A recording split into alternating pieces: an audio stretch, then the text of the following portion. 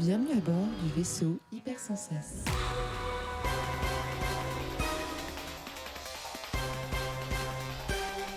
Bouya! Bienvenue dans ce nouveau Croissant Outcast, toujours en direct du studio 17. Le concept est très simple, on parle de bubules françaises. Alors on n'est pas du tout sur du champagne, mais plutôt sur du manga, de la BD, du comics, du roman graphique qui est disponible en VF. Donc pas forcément des prods français, ça peut être de l'étranger, mais en français dans vos librairies. On est sur une émission un petit peu plus courte et on est 4 pour vous parler. Ce soir, cet après-midi, au moment où vous nous écoutez, il y a XT autour de la table, Regan, Lux et moi-même. Et c'est parti, directement, on enchaîne avec Lux. Oui, bonjour, bonsoir. Je vais vous parler d'une BD que j'ai achetée juste parce que j'ai trouvé que la couverture était jolie. Ah, Catherine Grégo. Bah bien sûr, j'étais en train de errer dans une de mes librairies préférées et je suis tombée sur une petite... c'est un petit format. Franchement, bon, j'ai pas mesuré, on s'en fout, mais c'est un petit format. Vous y voyez un chat dans un spacesuit, comment on dit en français? J'ai oublié. Un costume de Un cosmonaute. costume de cosmonaute. D'ailleurs, on dit astronaute en français. Tout à fait. Avec une part de pizza dans la main. Et vous avez en grand le titre, le premier chat dans l'espace à manger de la pizza. Moi, j'ai dit ok, je Camoulox. l'achète. Voilà. C'est donc un bouquin qui est sorti cette année, début 2024. C'est écrit par Mac Barnett et c'est dessiné par Sean Harris. Et voilà, c'est aux éditions Albin Michel pour la France. Et ça fait 312 pages pour la modique somme de 17,90 €. Qu'est-ce que ça raconte? Parce que bon, c'est bien d'avoir un titre percutant, mais il faut quand même que ça raconte quelque chose. Eh ben, catastrophe. Depuis la Terre, on peut observer un phénomène aussi incroyable qu'inquiétant. Des rats sont en train de dévorer la Lune. Immédiatement, les terriens mobilisent un héros pour aller les arrêter, bien évidemment. Et ce héros n'est nul autre que un chat. Donc c'est littéralement un chat donc dans sa tenue d'astronaute. Il faut savoir que ce chat ne s'exprime que en disant miaou. Voilà. Et pas pizza. Et donc il est envoyé dans une fusée direction la Lune pour essayer d'arrêter donc le mauvais dessein des rats. Bien évidemment, il va faire plein de rencontres au cours de sa quête. Il va notamment rencontrer la reine de la Lune qui va donc l'aider parce que c'est quand même son territoire et il faut faire quelque chose. Et puis surtout, il va rencontrer peut-être, allez, c'est pas du spoil parce qu'il le rencontre tout de suite, le meilleur personnage du bouquin, qui est un robot coupe-ongles, qu'on a marre de couper les ongles de pied des gens et qui veut aller plus loin que son destin. Le camoulox, c'est gigantesque. Voilà. Non mais tout le livre est un camoulox géant. C'est bourré d'absurdité, mais dans le bon sens du terme. C'est-à-dire que bien évidemment, ils ne vont pas atteindre le spot où se trouvent les rats tout de suite, sinon c'est trop drôle. Ils vont devoir parcourir la Lune, ils vont passer par des royaumes, ils vont passer par des Ils territoires. sautent sur leur canne pour parcourir la Lune. Non. Pour ceux qui en arrivent. On va croiser des arbres qui parlent. Il va y avoir des pirates, il va y avoir des géants en fourrure, parce qu'évidemment, il y a un endroit où il fait très très froid sur la Lune, dès qu'on est caché du soleil, etc. Donc, tu as des géants qui sont obligés d'être recouverts de fourrure, parce que sinon, ils ont froid. Il y a des insectes chelous qui aiment faire du surf. Et bien évidemment, il y a la pizza. Voilà. Donc, c'est un bouquin, je pense, à destination à la base des adolescents, genre 10-15 ans. Que en tant qu'adulte 4 fois plus vieille que ça, non peut-être pas quand même. Vas-y. Je vous invite fortement à lire. Bon peut-être 3 fois, c'est déjà pas mal. Je vous invite fortement à lire en tant qu'adulte. Surtout si justement vous aimez cette petite pointe d'absurde. Le dessin, ça ressemble à du crayon de couleur. C'est très doux, les petits personnages sont vachement caractérisés, les dialogues, c'est hyper drôle. Genre, il y a des moments où vous arrivez à rire parce que le chat dit miaou, parce qu'en fait, vous imaginez ce qu'il peut répondre à la réplique d'avant. C'est juste complètement absurde, c'est votre travail qui fait c'est votre cerveau qui fait le travail pour combler tout ça. C'est incroyable. L'écriture est incroyable, le dessin est mignon à souhait. Vous pouvez le mettre dans les mains de toute la famille. Franchement, si vous l'achetez pas, je ne comprends pas. Elle est menaçante. Miaou. Miaou. Voilà, et sinon je vais vous poursuivre dans la rue. Achetez le premier chat dans l'espace. Non mais blague à part, je l'ai déjà recommandé à au moins 3-4 personnes et tout le monde l'a adoré. Donc je pense que c'est... moi c'est mon coup de cœur de l'année et je vous le conseille vraiment très très très chaudement. Eh ben merci. Après ce chat, on va enchaîner avec XT. Je crois que nous avons un monument. Je lance le timer. Je vais essayer d'être court parce qu'en effet, je vais vous parler donc d'une œuvre qui m'est très chère, très très chère à mon petit cœur. Je vais vous parler de Gundam. Dans tous les sens du terme. Gundam, pourquoi j'en parle? Parce que c'est ressorti chez Vega, qui est l'éditeur manga chez Dupuis, qui réédite le manga Gundam The Origin, qui, si vous voulez rentrer dans l'univers Gundam, est la meilleure porte d'entrée que vous pourrez trouver. C'est un volume, alors c'est une très belle qualité d'édition, mais le volume est à un certain prix, mais la qualité là, on parle d'un volume à 29 €. Il y aura 12 numéros, donc c'est une longue collection. Ça, Hardcover du coup, pour le coup. Hardcover, ouais, tout à fait. C'est une série qui a été écrite entre 2001 et 2011, donc ça a pris 10 ans à l'auteur, et l'auteur est Yoshikazu Yasuhiko, ou plus communément appelé Yas, habituellement. Voilà. Okay. En gros, ça reprend la trame de la série principale de 79, mais ce n'est que... mais surtout, ça rajoute tout un préquel qui est passionnant. Et donc, qu'est-ce que ça nous raconte quand même? Tout ça, ça nous raconte donc l'histoire des humains qui ont colonisé donc l'espace, et donc qui vivent dans des colonies, dans des conditions relativement les mêmes que la Terre. Mais un conflit commence à se réveiller. Le duché de Zéon, autrement dit les nazis de l'espace, avec des beaux uniformes Hugo Boss. Commencent à plus trop être d'accord et ne veulent plus servir leurs conditions d'être dans l'espace et veulent aussi être les rois du monde, en gros. Je l'ai fait en version très très courte. Et la Terre, pas forcément beaucoup plus sympa dans cette histoire non plus, veulent rentrer dedans. Alors on n'est clairement pas sur un récit manichéen du tout, et on va suivre en fait deux personnages qui sont rivaux. On va suivre un Kar Aznable étant vraiment une référence à Charles Aznavour. Ah bah j'allais faire la blague. C'est littéralement Incroyable. une vraie référence.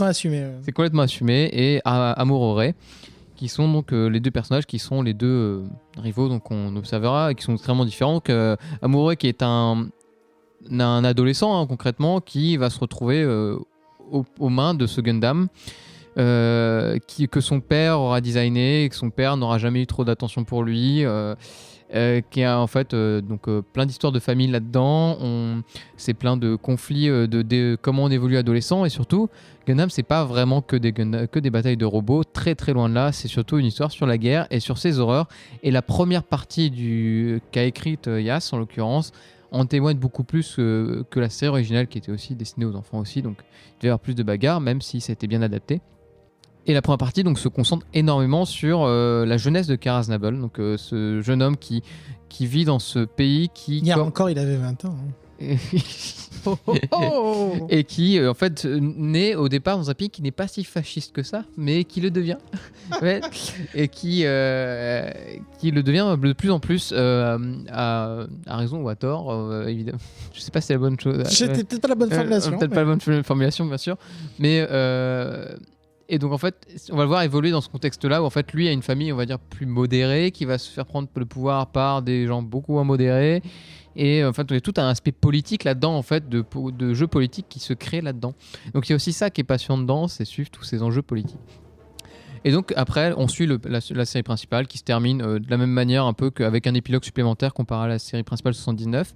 Ce qu'il faut préciser, c'est que Yasuhiko, il a un dessin exceptionnel. C'est incroyable à regarder. Il a un talent de dessin et qui est très respecté dans toute la profession. C'est aussi un réalisateur hors pair en termes de films de cinéma d'animation.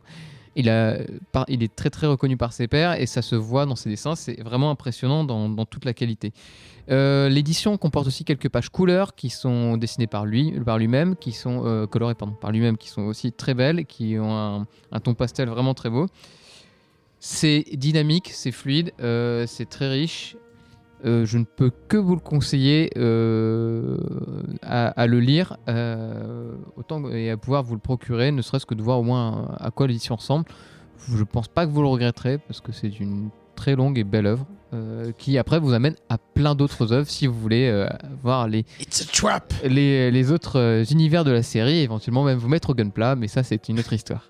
Tu disais que c'était un remake entre guillemets de la première série, c'est ça? De 79, ouais. Et du coup, je me posais la question, Gundam a d'abord été un animé Un ou animé. c'est d'abord été un animé? D'abord un Ok. animé sur 549 épisodes, je crois, la première série. Et après, il y a eu des mangas. Qui a émis les 3 films, ensuite qui peut se regarder en 3 films de 3 heures, ou sinon. 3 films de 3 heures. Qui résume la série, Tombez en fait. pas là-dedans, c'est un piège. Ah Tombez ouais. pas là-dedans. Et après, tu montes des petits robots le week-end.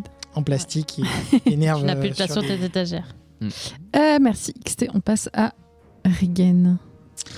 Oui, écoutez, moi pour ma part, je vais vous parler de Mobilis, ma vie avec le capitaine Nemo. Alors c'est un peu une marotte qui revient dans les comics Outcast, puisque j'ai un peu sous-entendu que c'était un titre qui m'avait plutôt plu. Et écoutez, il est enfin arrivé en français. Je ne vous cache pas que c'est pas impossible que je fasse comme un focus un jour ou l'autre quand même dessus, hein, je vous le dis clairement. Mais en attendant, donc, il est sorti chez Bayard Jeunesse. J'avoue qu'on ne s'attendait pas à ça pour le coup, mais bon, c'est cool, il est sorti.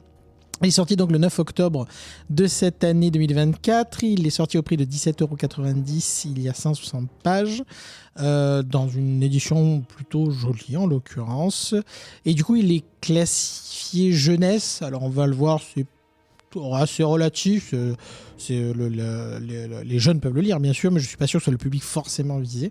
Et c'est plutôt de l'anticipation. Et l'auteur est bien sûr Juniba.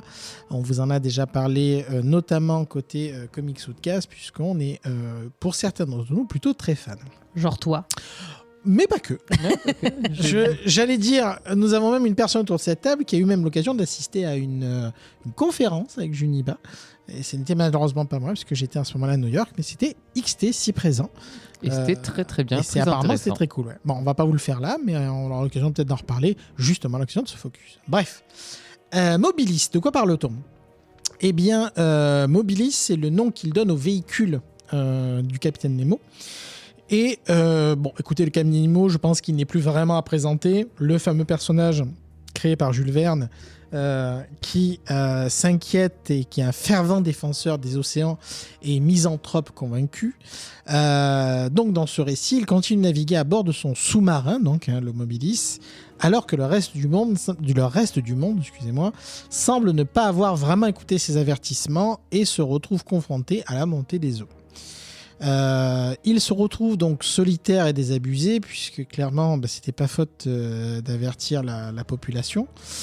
Et il va faire la rencontre, à la faveur d'un de ses voyages, de la jeune Arona, qu'il va accueillir à son bord, qui était laissée pour morte dans une ville qui avait été engloutie, et qui était dans une sorte de capsule de survie.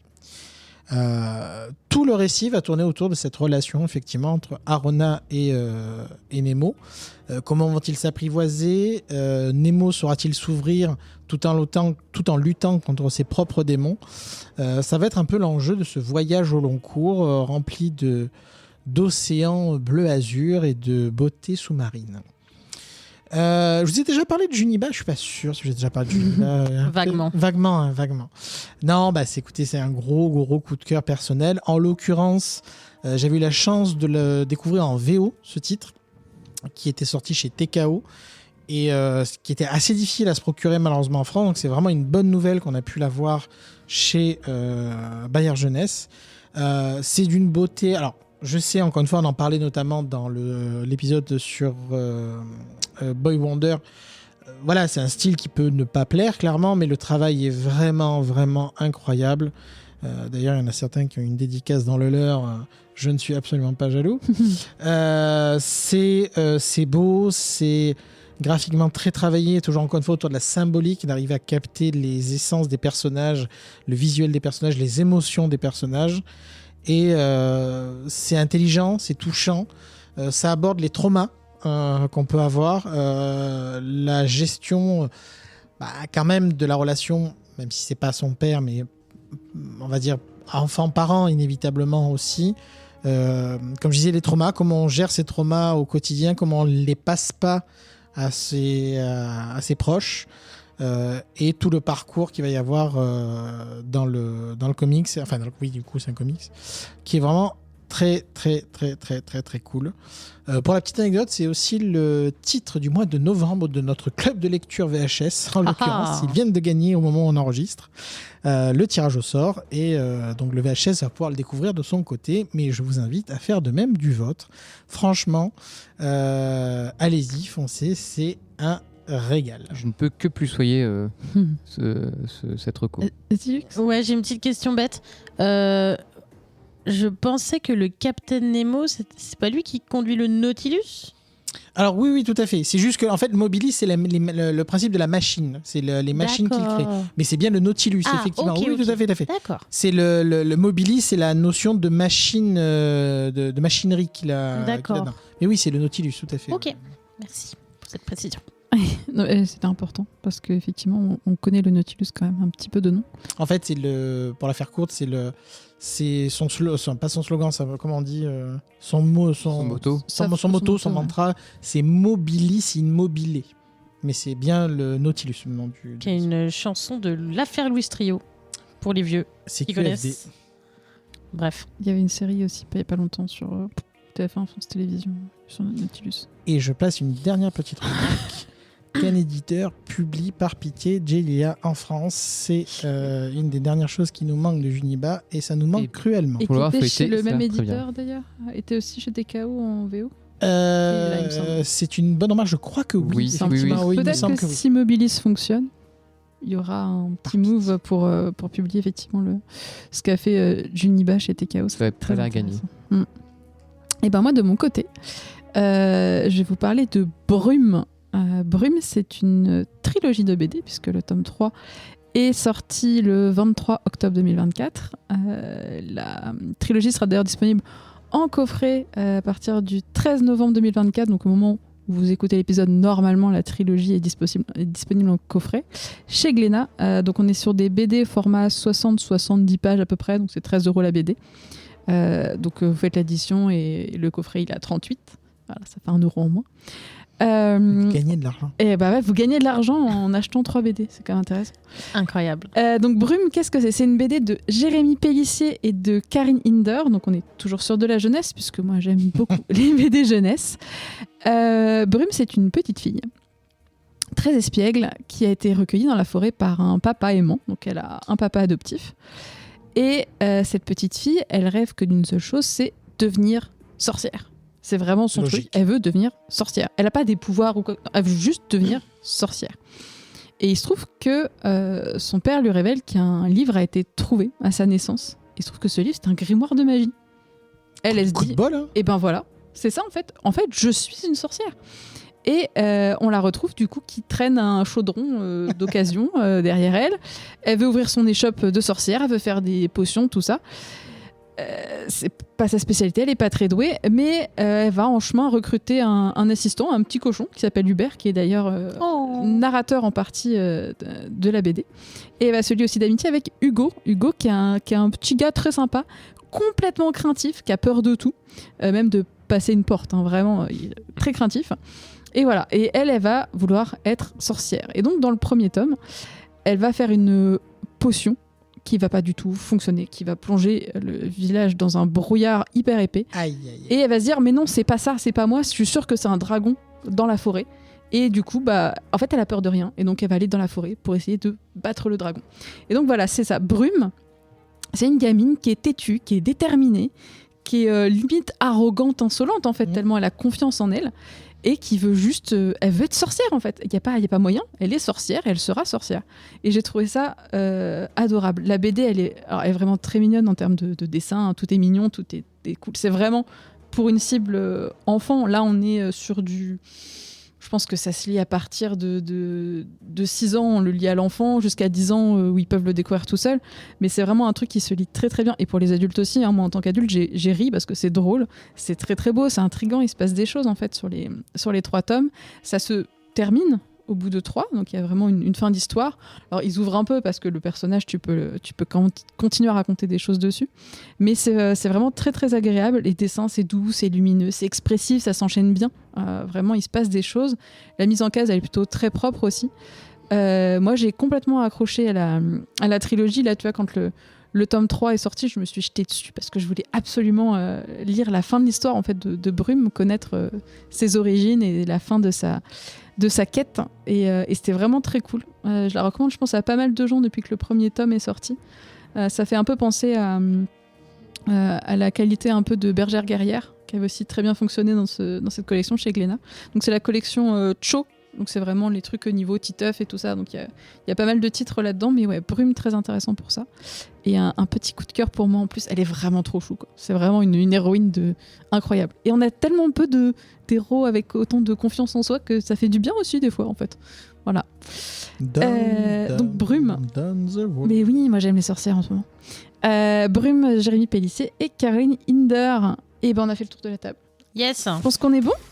Bien sûr, on pense à remercier le Studio 17 qui nous héberge toujours. Et on vous embrasse tous. Merci à tous. Merci les patronautes qui nous écoutent toujours en avance. Mais oui. Des bisous. Bisous le Discord. Mettez les étoiles partout sur les trucs de podcast. Ça fait longtemps qu'on l'a pas dit. Retweeter. Repartager. C'est important. Je sais qu'on ne dit pas souvent. mais c'est Aimez-nous. C'est les fêtes de fin d'année. C'est la fin de l'année. Normalement, si tout va bien, vous avez plein de trucs à mettre sous le sapin. Si du tout coup. va bien, voilà. On vous a fait assez de recos pour remplir le sapin. Offrez des BD, achetez-les en librairie, bien sûr. Ne les commandez pas sur Amazon.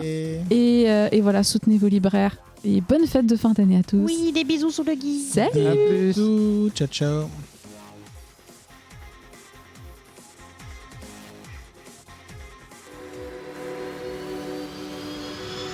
Fin de transmission.